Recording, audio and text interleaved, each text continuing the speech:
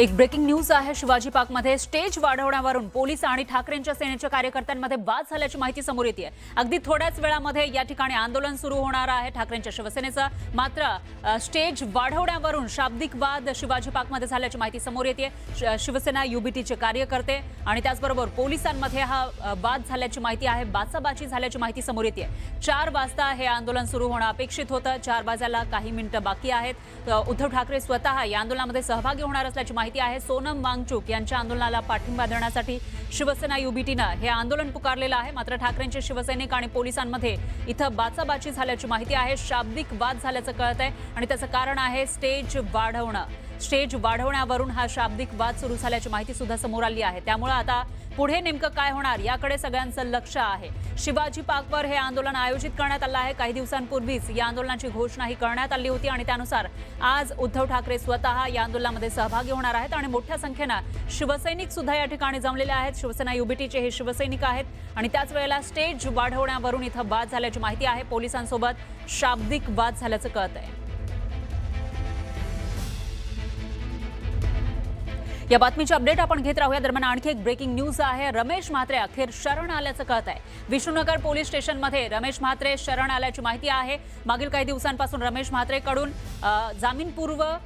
अटकपूर्व जामिनासाठी अर्ज केला जात होता। मात्र तो अर्ज फेटाळण्यात आला आणि त्यानंतर आता रमेश म्हात्रे शरण आला आहे पोलीस स्टेशनमध्ये। त्यावेळची दृश्य आपण बघू शकतोय। डॉक्टर मारहाण प्रकरण गाजलेलं होतं डोंबिवलीमधलं। त्याचा एक व्हिडिओ सुद्धा समोर आला होता आणि या ठिकाणी महिला डॉक्टरला सुद्धा मारहाण केल्याचं दिसत होतं। शिवीगाळ केल्याचंही दिसत होतं। त्याचं कारण सुद्धा काही दिवसानंतर समोर आलं होतं। एका गर्भवती महिलेसोबत डॉक्टरांनी चांगलं वर्तन केलं नाही, त्यामुळे रमेश म्हात्रे यांनी हे पाऊल उचलल्याचं सांगितलं जात होतं। मात्र जेव्हापासून हे प्रकरण समोर आलं आहे तेव्हापासून डॉक्टरांमध्ये नाराजी होती, कर्मचाऱ्यांमध्ये नाराजी होती आणि त्यांच्याकडून रमेश म्हात्रेवर कडक कारवाई करण्याची मागणी केली जात होती। मात्र रमेश म्हात्रेला अटक झाली नाही, त्यामुळे एक प्रकारे नाराजी सुद्धा व्यक्त केली जात असतानाच आता जेव्हा रमेश म्हात्रेचा अटकपूर्व जामीन अर्ज फेटाळलेला आहे न्यायालयानं, त्यानंतर रमेश म्हात्रे हा पोलिसांना शरण आल्याचं आपल्याला पाहायला मिळते। त्यावेळची दृश्य आहेत। विष्णुनगर पोलीस स्टेशनमध्ये म्हात्रे शरण आलाय। याविषयी अधिक माहितीसाठी आपले प्रतिनिधी विश्वनाथ सावंत हे आपल्यासोबत जोडले गेले आहेत। विश्वनाथ, काय सांगाल? रमेश म्हात्रे अखेर शरण आलेला आहे, काय अपडेट्स आहे सध्याचे? निश्चितच गेले आठवडाभर प्रतीक्षित होता। मुंबई उच्च न्यायालयाने दणका दिल्यानंतर रमेश म्हात्रे अखेरकार आता थोड्या वेळापूर्वी दाखल झाला आणि 5 मिनिटं साधारण विष्णुनगर पोलीस ठाण्यात हजर होता। त्यानंतर पोलिसांनी त्याला न्यायालयात हजर करण्यासाठी घेऊन गेलेले आहेत। एकूणच पाहता पोलीस प्रशासनाच्या वर्तणुकीवर देखील संशय व्यक्त केला जातोय आणि न्यायालयाने देखील ताशेरे ओढले होते।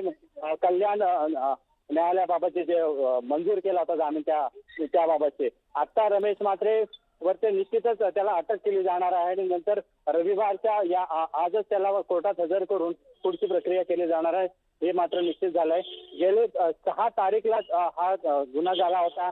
8 तारीखला त्याला अटक करण्यात आली होती। 13 तारीखला त्याला जामीन मिळाला होता। या जामिनामुळे मुंबई उच्च न्यायालयाने नाराजी व्यक्त करत चुकीचं असल्याचं म्हणत त्यांनी सुमोटो दाखल करत त्याला अटक करण्यासंदर्भातले आदेश दिले होते आणि त्याला हजर राहण्यास सांगितलं होतं। त्यानंतर रमेश म्हात्रे जो आहे तो हजर झाला आणि जे काही थोडीफार 5 मिनिटाची कागदोपत्री जे कामकाज होतं सही करायचे ते करून त्याला आता कल्याणमध्ये न्यायालयात हजर केलं जाणार आहे। एकूणच पाहता आता हे नक्कीच त्याला जो मोठा दणका म्हणावा लागेल। मात्र पोलिसांच्या कामगिरीबाबत एकूणच पाहता संशय देखील व्यक्त केला जाऊ शकतो। खरं आहे विश्वनाथ, त्यामुळे आता पुढे नेमकं काय होणार याकडे लक्ष आहे। मात्र आता आपण बघितलं तर ही एक्सक्लुझिव्ह दृश्य आपल्याकडे पोलीस स्टेशन मधली आहेत। पुढे नेमकी काय कारवाई होऊ शकते विश्वनाथ, याविषयी काय माहिती मिळतेय? निश्चितच, कारण त्याच्याकडे 1, 2 नव्हे तर 18 गुन्हे आहेत। निश्चितच त्या गुन्ह्यांची दखल घेत कोर्टाने त्याच्यावरती गुन्हा दाखल त्याला अटक करावं, हजर राहण्यास सांगितलं होतं। मुलीच्या पालकांनी देखील डॉक्टरच्या पालकांनी देखील समाधान व्यक्त केलं होतं त्याला हजर राहण्यास सांगितल्यामुळे। त्यामुळे निश्चितच त्याच्यावर ते कडक कारवाई केली जाईल। ज्युडिशियल कस्टडी मिळते की पोलीस पीसी मिळते हे पाहणं आता ठरणार आहे। मात्र रमेश म्हात्रे हे प्रकरण एवढं चिघळलं आहे की सहजासहजी त्याला तुरुंगातून सुटका होईल असं मात्र आत्ताच्या घडीला तरी चित्र आहे, असं दिसत नाहीये की सुटका होईल असं लवकर.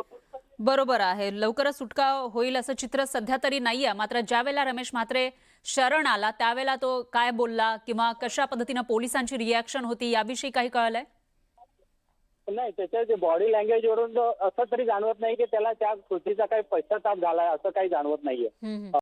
त्यांनी एवढंच म्हटलं की खूप झालं आता, एवढंच ते म्हणाले. त्यांना मीडियाकर्मीने विचारलं की त्याच्यावरती तुमचं काय म्हणणं आहे, तर ते म्हणाले खूप झालं एवढंच बोलले. पण त्यांच्या एकूणच बॉडी लँग्वेज वरून तरी काय पश्चाताप झालाय असं वाटत तर नव्हतं. आणि साहजिकच ज्या व्यक्तीने 18 गुन्हे केले त्याला हा गुन्हा तर निश्चितच काहीच नाही असं वाटत असेल. त्याच्या बॉडी लँग्वेज वरून तरी ते झालं.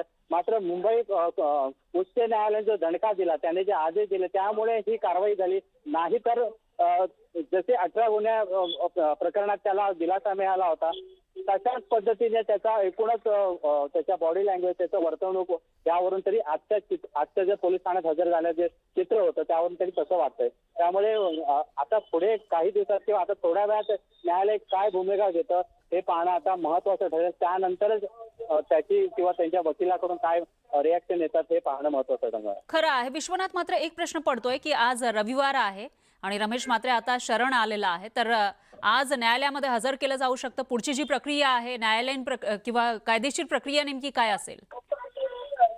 हो, सुट्टीचं न्यायालय, सुट्टी सत्राचं न्यायालय. कारण वरिष्ठ पोलीस डीसीपी पासून पोलीस उपायुक्तापासून सगळे वरिष्ठ पोलीस अधिकारी आज हजर होते आणि न्यायालयात आता इथून थेट त्यांना न्यायालयात घेऊन, कल्याणच्या न्यायालयात त्यांना घेऊन गेले आहेत आणि तिथेच ती प्रक्रिया करून आजच त्याचा सोपमुक्त लागेल. त्याला किती दिवसाची ज्युडिशियल कस्टडी मिळते किंवा पोलीस कस्टडी मिळते थोड्या वेळातच कळेल.